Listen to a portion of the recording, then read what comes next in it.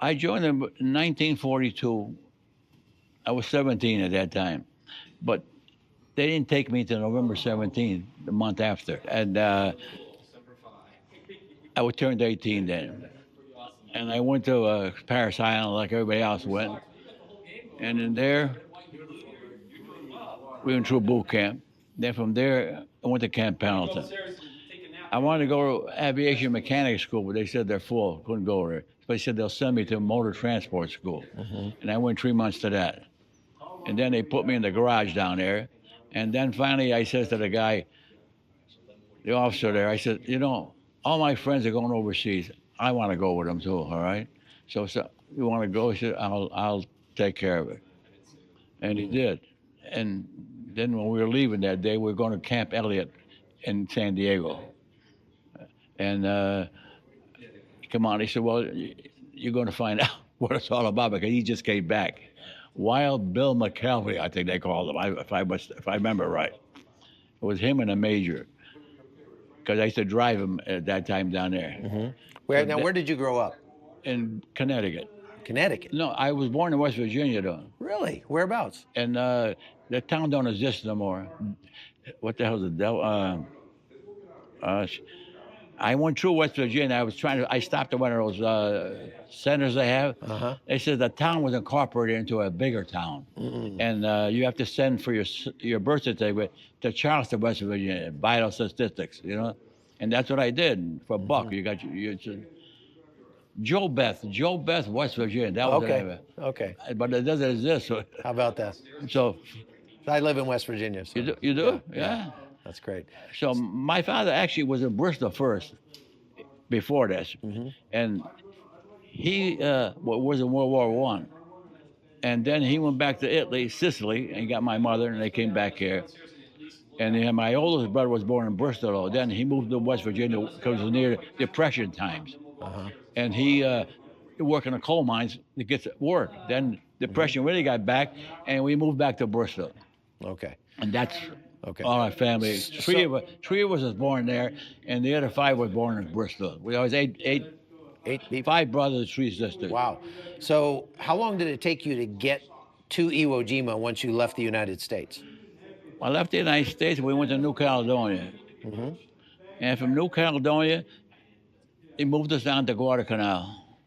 And when we got on Guadalcanal, they put everybody that had anything to do with motor transport into amphibian tractors. Because when they made the landing on Tarawa, somebody fouled up on the tide, and the tide was out, and the Higgin boats couldn't go over the tide, so the poor Marines had to wade in, and they were getting shot like a shooting gallery, you know.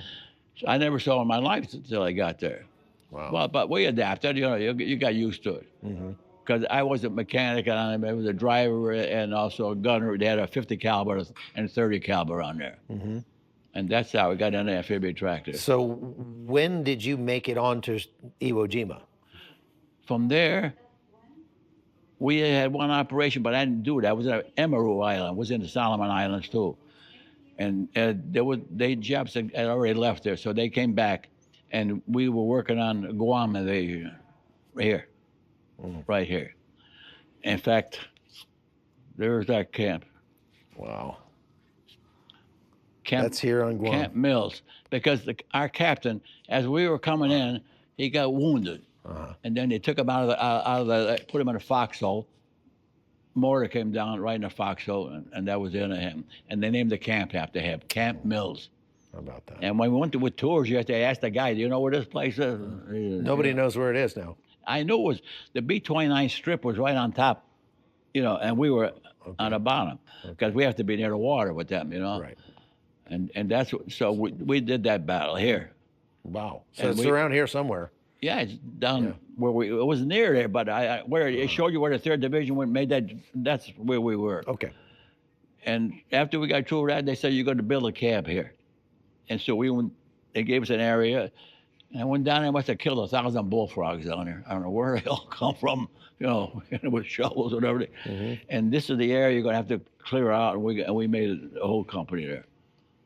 And that's when we start going, they're going to make the land in Iwo Jima, because we didn't know where we were going to go. They don't tell you until you're on a ship. So Did they call it pork chop? Pardon? Did they call it pork chop? Like a code name? No, No? no. You I'm don't not that remember? I don't familiar.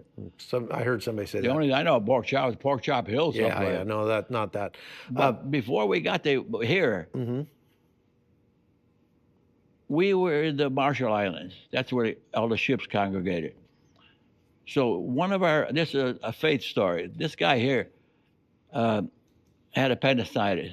So they took him off, put him on a hospital ship, and we left for Guam here. When we got there, Guam, all of a sudden, we used to tell the direction by the Southern Star or Southern Cross. And I said, we're going backwards. And we did. We went back to the Marshall Islands again because they did that because they called in more battleships cruising to shell the island. When we get back to that ship, the Marshall Islands, there's that kid waiting to come back on to get his tractor, you know? So then we leave for Iwo Jima. Guam here. And we get in Guam. We were on the fourth wave over here. We got on the shore, and then we left the personnel off. And on the way back out, this poor guy in front, he hit a kettle mine. And a kettle mine Big. destructed the thing, you know. And there was good thing the troops were off. There was 3 guys on the crew members, and they all got wiped out. But that kid there was one of those that had the appendicitis. Wow. You know, if we didn't go back, he'd probably been alive yet. You know? Who knows? You know? Saved his life. Yeah. And then one of our other guys got shot right through the head with the helmet. The bullet went right through the head. Another guy, at night, we used to have to go up on the ridge to make a second line of defense. And when we come back down that morning, jumped off the tractor and hit a 300-pound aerial bomb because the Japanese, they have no more planes. And they put a 300-pound fuse on him when he jumped on, because that's for any tanks or anything that would go, they'll blow up. He hit that and it blew him, you know. So we picked up whatever was there, we took him to the cemetery. Terrible. And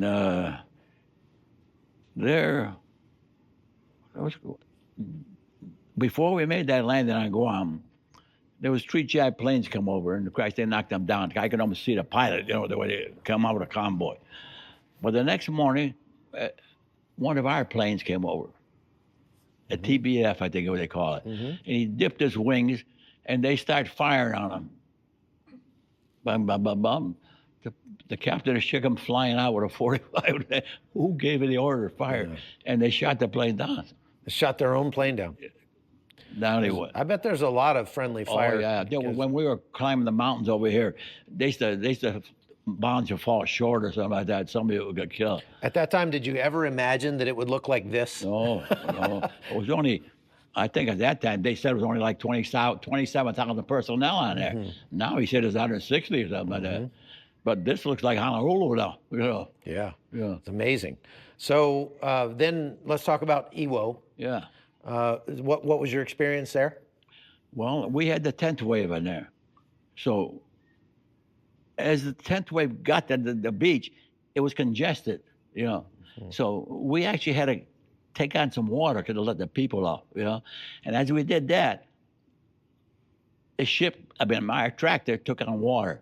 And when you got water in a pontoon, you can't steer it. So we backed out, and they have a boat like takes you to an LST, and you get on. And took the pontoon plugs out, and that was all right. Now he says, you got to go back in because they're howling for 75 millimeter mortars, right? I said, I got to go to another ship. They signed this to another ship, right? You got to go back in. He says, so, okay. In we go. We're the only ones going in. Get on the ship, on the shore. The liaison officer said, what are you doing here? He said, they're howling for 45 millimeter mortars. So he put some kid on his tractor telling us right near the mountain there, telling us where to go. Well, as we were doing that, the tractor stalled. And this kid jumped. I don't know where he went. He took off. And so we took the 75 millimeter mortar, 75 millimeter mortar, threw him off. And I went back to the engine compartment, took off the bolt on the carburetor, put it back. I said, start. And it did start. And we went back out to the water, went to that ship we were supposed to go on, LST. Get on that ship, and they didn't have no information about us being on that ship. So I went topside on LST, and I saw the ship we came on. I said to the crew, let's go. Let's get out of here. We backed up and we went over there. And I was the last tractor to get out there. And as they would get on there, ran out of gas. The ramp went up and we rolled back.